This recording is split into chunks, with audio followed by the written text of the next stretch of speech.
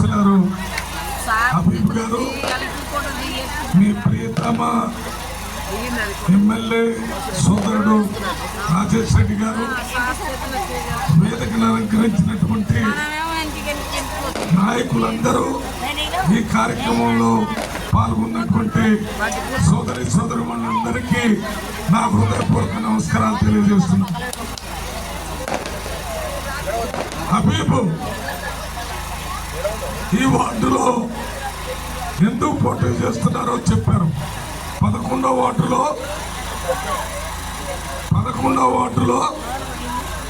లేడీస్కి రిజర్వేషన్ కావటం వల్ల మరి 10వ వార్డుకి ఎమ్మెల్యే గారు, ఎమ్మెల్సీ గారు నిర్ణయం చేసి ఇక్కడ పంపారు.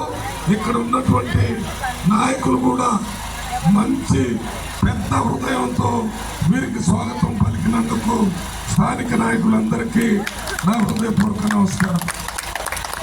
2 మాటలు మీరు చెప్తాను. హబీబు నాతో కానీ, ఎమ్మెల్సీ గారితో కానీ, ఎమ్మెల్యే గారితో కానీ చాలా సన్నిహిత సంబంధం ఉంది. ఎప్పుడైనా అర్ధరాత్రి కూడా మాకు ఫోన్ చేసి మా దగ్గర కరెంటు బాగాలేదు, మా దగ్గర రోడ్డు బాగాలేదు, మా దగ్గర ఇందిరా పెళ్లి లేవు, ఇవన్నీ చెప్పి వాటి పరిష్కారాన్ని చేయగలిగినటువంటి సమర్థవంతమైనటువంటి నాయకుడు హబీబ్.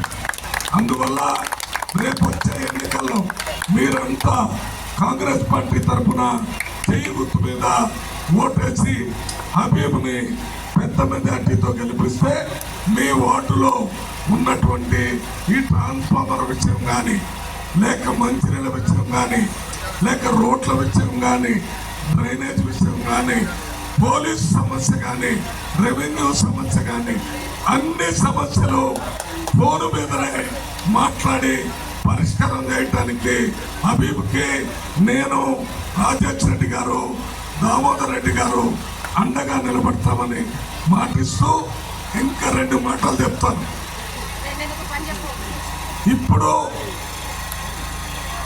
మన నాగర్ కర్నూలులో 2023లో జరిగినటువంటి ఎన్నికల్లో బీఆర్ఎస్ పార్టీ అభ్యర్థి, కాంగ్రెస్ పార్టీ అభ్యర్థి రాజేష్ రెడ్డి నిలబడితే మీరు ఆ రోజు కాంగ్రెస్ పార్టీ అభ్యర్థి రాజేష్ రెడ్డిని గెలిపించారు. రాజేష్ రెడ్డి కాంగ్రెస్ పార్టీ నాయకుడు అయితే రాష్ట్రంలో కాంగ్రెస్ పార్టీ వస్తుందని అనుకున్నట్టుగానే రేవంత్ రెడ్డి ముఖ్యమంత్రి అయ్యారు.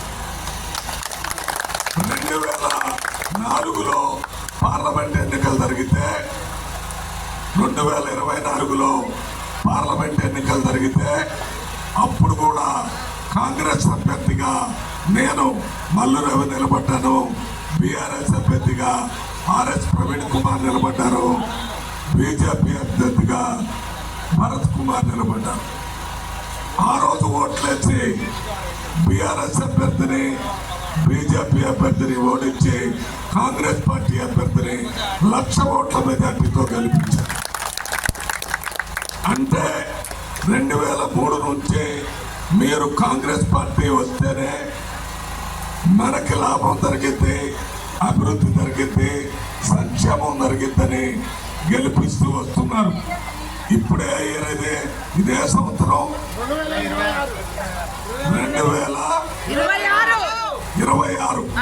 2026లో హబీబ్ కాంగ్రెస్ పార్టీ తరఫున కౌన్సిలర్ గా నిలబడుతుంది. ఈయనకు పోటీగా బీఆర్ఎస్ నిలబడుతుంది, బీజేపీ నిలబడుతుంది.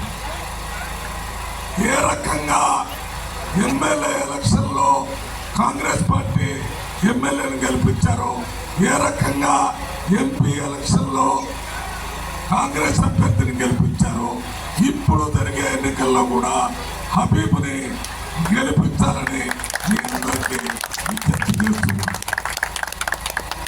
బీఆర్ఎస్ పార్టీ 2023లో అధికారాన్ని కోల్పోయి ఇంటి దగ్గర కూర్చుంది. వాళ్ళ దగ్గర అధికారం లేదు. ఇవాళ బీఆర్ఎస్ అభ్యర్థి ఇక్కడ గెలిస్తే ఏమి చేస్తాడో చెప్పాలా. మేము చెప్తున్నాం, మా అభ్యర్థి గెలిచినందుకు సన్న బియ్యం ఇస్తున్నారు కాంగ్రెస్. మా అభ్యర్థి ఎమ్మెల్యేగా గెలిచినందుకు ఇందిరమ్మ ఇండ్లు 500 ఒక్క నాగర కర్నూలులోనే ఇచ్చాం. మీరు 10 సంవత్సరాల్లో డబల్ బెడ్రూమ్ ఇస్తారని ఇవ్వలేదు. మీ 10 సంవత్సరాల్లో ముక్క బియ్యం మొత్తం బియ్యం ఇచ్చారు. మా ప్రభుత్వం వచ్చిన వెంటనే సన్న బియ్యం ఇస్తున్నాం. పేద ప్రజలకి కరెంటు బిల్లు కష్టమవుతుందని 200 యూనిట్స్ కరెంటు. అలంకరించిన పెద్దలు, స్థానిక శాసనసభ్యులు గౌరవనీయులు రాజేష్ రెడ్డి గారు మరియు మన ఎంపీ మల్లు రవి గారు, మన అభ్యర్థి హబీబ్ గారు. ఇక్కడ హబీబ్ సంగతి మీ అందరికీ తెలిసిందే. 11th వార్డుల 2 సార్లు 3 సార్లు 2 సార్లు మన నెంబర్గా గ్రామ పంచాయతీ నెంబర్గా ఒకసారి కౌన్సిలర్గా ఎన్నికై 11th వార్డు ఎంత అభివృద్ధి కార్యక్రమాలు చేసిండో మీ అందరికీ తెలుసు. దురదృష్టవశాత్తు అది ఇప్పుడు మహిళలకు అయినందుకు 10th వార్డుకు వచ్చిండు. కానీ నిత్యం పోరాడే హబీబ్ మీ కొరకు ప్రతి ఇంటి తిరిగి మీకు ఈ వార్డు అభివృద్ధికి అందరినీ కలుపుకొని అభివృద్ధి చేస్తాడు. అందుకొరకు మీరంతా సమయం చాలా దూరమైన మీరంతా చేతి గుర్తుకు ఓటేసి హబీబును నాగర్ కర్నూలులో 24 వార్డులలో అత్యధిక మెజార్టీ 10వ వార్డులనే రావాలని విజ్ఞప్తి చేస్తూ ముగిస్తూ ఇప్పుడు స్థానిక శాసనసభ్యులు కూచుకుల రాజేష్ రెడ్డి గారు మాట్లాడతానని కోరుతున్నాను. జై కాంగ్రెస్, జై కాంగ్రెస్. సంతోషం. ఈరోజు నాగర్ కర్నూలు పట్టణ మున్సిపాలిటీ ఎన్నికల సందర్భంగా 10వ వార్డుకు విచ్చేసిన కాంగ్రెస్ పార్టీ సైన్యం, వేదికలు అలంకరించిన పెద్దలు, మన నాగర్ కర్నూలు ఎంపీ వర్యులు అన్న డాక్టర్ మల్లురవి గారికి, అదేవిధంగా 10th ward candidate Congress party బలపరిచిన క్యాండిడేట్ హబీబ్ గారికి, వేదికలు అలంకరించిన కాంగ్రెస్ పార్టీ నాయకులకు, ఇక్కడ విచ్చేసిన 10th వార్డు అక్క చెల్లెలకు, అన్న తమ్ముళ్లకు, నాయకులకు ప్రతి ఒక్కరికి పేరు పేరున నా హృదయపూర్వక నమస్కారాలు తెలుపుకుంటూ, ఈరోజు 2 సంవత్సరాల తర్వాత పార్టీ గుర్తుపై మొదటి ఎలక్షన్ వచ్చింది, మన మున్సిపల్ ఎలక్షన్. ఈ ఎలక్షన్లో ఈ 2 సంవత్సరాల్లో ఈ మున్సిపాలిటీకి సంబంధించి కాంగ్రెస్ పార్టీ వచ్చిన తర్వాత ఇప్పటికే 100 కోట్లు చేయడం జరిగింది. మన మున్సిపాలిటీకి సంబంధించిన రోడ్లు కానీ డ్రైన్లు కానీ ఈ వార్డులో చూస్తే 10th వార్డులో సంబంధించి 99% రోడ్లు పూర్తి అవ్వడం నిజమా కాదా అని మీరే చెప్పాలి అక్క చెల్లెలారా. ఇంకా మిగిలిపోయిన చిన్న చిన్న రోడ్లు కూడా ఈ ఎలక్షన్ అయిపోయిన తర్వాత పూర్తి చేస్తామని హామీ ఇవ్వడం జరిగింది. 100 కోట్లలో వైద్య విద్య సంబంధించి ఇప్పటికే జూనియర్ కాలేజ్ కానీ, మెడికల్ హాస్పిటల్ కానీ, రోడ్లు కానీ, డ్రైన్లు కానీ కాంగ్రెస్ పార్టీ వచ్చిన 2 సంవత్సరాలలో మీకు తెలుసు పూర్తయినాయి. టీఆర్ఎస్ వాళ్ళు చెప్తున్నారు ఈ 2 సంవత్సరాల్లో వాళ్ళు వచ్చి మొత్తం వాళ్ళు చేసిన అభివృద్ధి అంతా మనం నాశనం చేసినామంట. ఎక్కడన్నా ఇప్పుడు వాళ్ళు 10 సంవత్సరాలు పాలించారు. మీ మీ ఒక వార్డులో ఎప్పుడైనా 90% 100% రోడ్లు పూర్తయినా? 2 సంవత్సరాల్లో వచ్చిన మనం ఈరోజు మున్సిపాలిటీలో పూర్తి చేయడం జరిగింది 55 కోట్లతో. ఇప్పటికే కాంగ్రెస్ పార్టీ చేస్తున్న అభివృద్ధి పథకాల్లో సన్నబియ్యం ఎప్పుడన్నా ఊహించినరా తల్లి మీరు సన్నబియ్యం తింటా అని? మా ముఖ్యమంత్రి రేవంత్ రెడ్డి గారు ప్రతి ఒక్కరి ఇంట్లో, ముఖ్యమంత్రి నుంచి అతిపేద వాడు ఇంట్లో కూడా సన్నబియ్యం తినాలని ఈరోజు ఆయన ఈ యొక్క అభివృద్ధి ఈ పథకం ప్రారంభం చేయడం జరిగింది. మనం ఎన్నికల్లో అది ఎప్పుడు మనం చెప్పలేదు, మనం హామీ ఇవ్వలేదు. కానీ ఎవరైనా మంచి ఇందిరమ్మ ఇల్లు కట్టుకోవాలి, సన్నబియ్యం తినాలి, ఉచిత కరెంట్ ఉండాలి, మహిళలకు ఉచిత బస్సు ఉండాలి అని ఆలోచించాడు.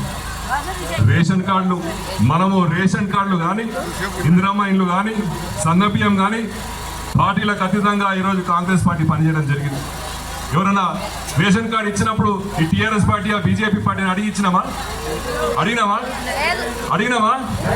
మరి కాంగ్రెస్ పార్టీ పేదల పార్టీ, బడుగు బలైన వర్గాల పార్టీ, ఎస్సీ ఎస్టీ మైనార్టీల పార్టీ అని మీ అందరికి తెలియజేస్తూ, మీరు మున్సిపాలిటీలో వార్డ్ నంబర్ 10లో హబీబ్ గారిని గెలిపించుకుంటే మీ వార్డు ఇంకా కూడా అభివృద్ధి పథకంలో నడిపించే విధంగా పనిచేస్తాడని మీ అందరికీ సభాముఖంగా తెలియజేస్తూ, తప్పకుండా మన చైర్మన్ కాంగ్రెస్ జెండా ఎగిరేయడం ఖాయం.